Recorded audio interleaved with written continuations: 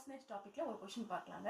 First question பாத்தீங்கன்னா Sita saves 12% of her salary. அவ சாலரியில வந்து 12% வந்து சேவ் பண்றா.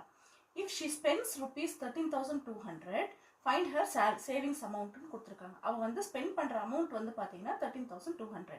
இப்போ நம்ம கண்டுபிடிக்க வேண்டியது வந்து சேவிங்ஸ் அமௌண்ட். இப்போ ஃபர்ஸ்ட் நம்ம ஸ்டார்ட் பண்ணலாம். ஸோ சேவிங்ஸ் வந்து பாத்தீங்கன்னா 12%. ஸோ 12% அப்படின்னா அப்போ ஸ்பெண்டிங் வந்து பார்த்தீங்கன்னா 100ல் வந்து 12 போயிடுச்சு அப்படின்னா 88% வந்து அவள் சேவ் பண்ணுறா. ஸோ 88%ஓட அமௌண்ட் வந்து 13200. அப்போ நம்ம கண்டுபிடிக்க வேண்டியது சேவிங்ஸ் அமௌண்ட். ஸோ சேவிங்ஸ் பார்த்தீங்கன்னா 13200 into 12 divide by 88. So 11 8s are 11 1s are 11 200. So 2 4s are 8, 2 6s are 12. So 4 3s are. So answer வந்து பார்த்தீங்கன்னா 6 3s are 18. ஸோ 1800. ஆன்சர் வந்து பார்த்தீங்கன்னா ஆப்ஷன் ஏ. ஓகே, இந்த சேனல் யூஸ்ஃபுல்லாக இருக்கும்னு நம்புகிறேன். மறக்காமல் சப்ஸ்கிரைப் பண்ணுங்கள். தேங்க்யூ.